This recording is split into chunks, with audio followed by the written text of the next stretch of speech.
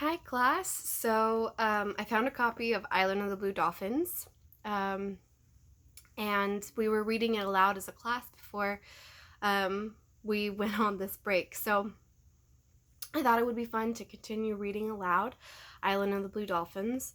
What I'm going to do is I'm going to start back at the beginning of the book, just in case we've forgotten what's happened. So I'm going to be reading 3 chapters per video, and I'll be posting them, and so hopefully that'll be fun to listen to. So this is Island of the Blue Dolphins by Scott Odell. I'm going to start back at chapter 1. I remember the day the Aloud ship came to our island. At first it seemed like a small shell afloat on the sea. Then it grew larger and was a gull with folded wings. At last, in the rising sun, it became what it really was, a red ship with 2 red sails. My brother and I had gone to the head of a canyon that winds down to a little harbor, which is called Coral Cove. We had gone to gather roots that grow there in the spring. My brother Ramo was only a little boy half my age, which is 12. He was small for one who had lived so many suns and moons, but quick as a cricket. Also foolish as a cricket when he was excited. For this reason, and because I wanted him to help me gather roots and not go running off, I said nothing about the shell I saw or the gull with folded wings. I went on digging in the brush with my pointed stick as though nothing at all were happening on the sea, even when I knew for sure that the gull was a ship with 2 red sails. But Ramo's eyes missed little in the world. They were black like a lizard's and very large, and like the eyes of a lizard, could sometimes look sleepy. This was the time when they saw the most. This was the way they looked now. They were half closed, like those of a lizard lying on a rock about to flick out its tongue to catch a fly. The sea is smooth, Ramos said. It is a flat stone without any scratches. My brother liked to pretend that one thing was another. The sea is not a stone without scratches, I said. It is water and no waves. To me it is a blue stone, he said, and far away on the edge of it is a small cloud which sits on the stone. Clouds do not sit on stones, on blue ones or black ones or any kind of stones. This one does. Not on the sea, I said. Dolphins sit there, and gulls, and cormorants, and otter, and whales do, but not clouds. It is a whale, maybe. Ramo was standing on one foot and then the other, watching the ship coming, which he did not know was a ship because he had never seen one. I had never seen one either, but I knew how they looked because I had been told. While you gaze at the sea, I said, I dig roots, and it is I who will eat them, and you who will not. Ramo began to punch at the earth with his stick, but as the ship came closer, its sails showing red through the morning mist, he kept watching it, acting all the time as if he were not. Have you ever seen a red whale? He asked. Yes, I said, though I never had. Those I have seen are gray. You are very young and have not seen everything that swims in the world. Ramo picked up a root and was about to drop it into the basket.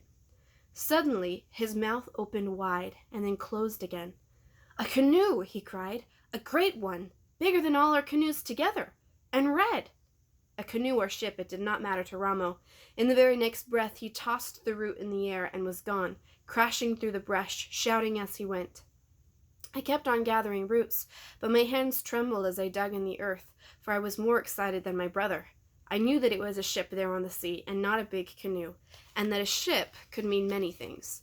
I wanted to drop the stick and run too, but I went on digging roots because they were needed in the village. By the time I filled the basket, the Aloud ship had sailed around the wide kelp bed that encloses our island, and between the 2 rocks that guard Coral Cove. Word of its coming had already reached the village of Galasat. Carrying their weapons, our men sped along the trail which winds down to the shore. Our women were gathering at the edge of the mesa. I made my way through the heavy brush and moving swiftly down the ravine until I came to the sea cliffs. There I crouched on my hands and knees. Below me lay the cove. The tide was out and the sun shone on the white sand of the beach. Half the men from our village stood at the water's edge. The rest were concealed among the rocks at the foot of the trail, ready to attract the intruders should they prove unfriendly. As I crouched there in the toyon bushes, trying not to fall over the cliff, trying to keep myself hidden, and yet to see and hear what went on below me, a boat left the ship. 6 men with long oars were rowing. Their faces were broad, and shining dark hair fell over their eyes. When they came closer, I saw that they had bone ornaments thrust through their noses. Behind them in the boat stood a tall man with a yellow beard.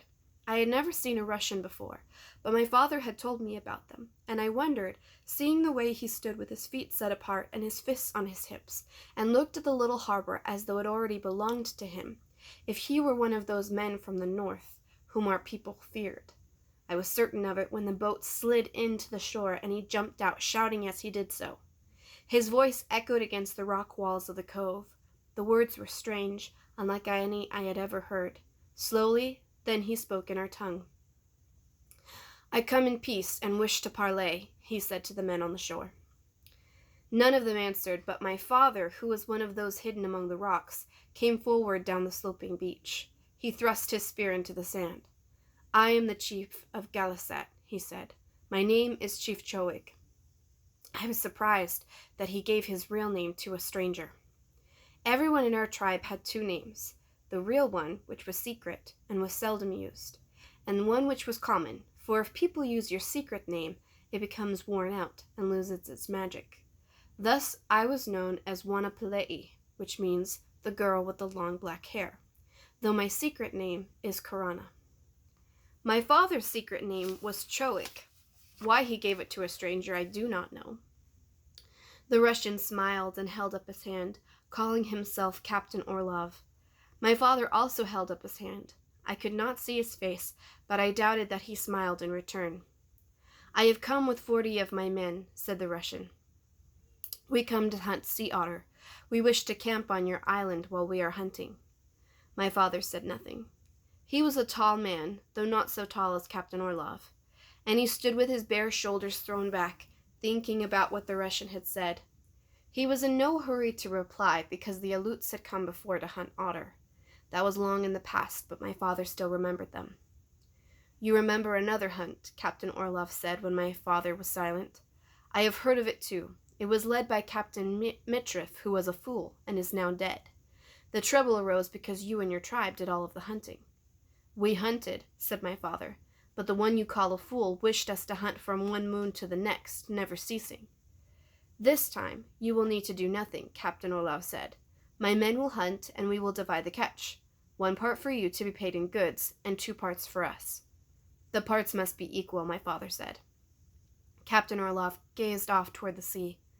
"We can talk of that later when my supplies are safe ashore," he replied. The morning was fair with little wind, yet it was the season of the year when storms could be looked for, so I understood why the Russian wished to move on to our island. "It is better to agree now," said my father. Captain Orlov took 2 long steps away from my father, then turned and faced him. "1 part to you is fair, since the work is ours and ours the risk." My father shook his head.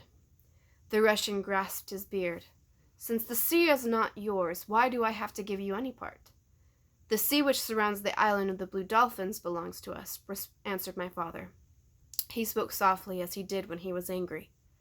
"From here to the coast of Santa Barbara, 20 leagues away?" "No, only that which touches the island and where the otter live." Captain Orlov made a sound in his throat. He looked at our men standing on the beach and toward those who had now come from behind the rocks. He looked at my father and shrugged his shoulders. Suddenly he smiled, showing his long teeth. "The parts shall be equal," he said. He said more, but I did not hear it, for at that instant, in my great excitement, I moved a small rock, which clattered down the cliff and fell at his feet. Everyone on the beach looked up. Silently, I left the toyon bushes and ran without stopping until I reached the mesa. And I'll stop there at chapter 1. That was actually pretty long, so we'll do 1 chapter a day. All right, have a great day, everybody.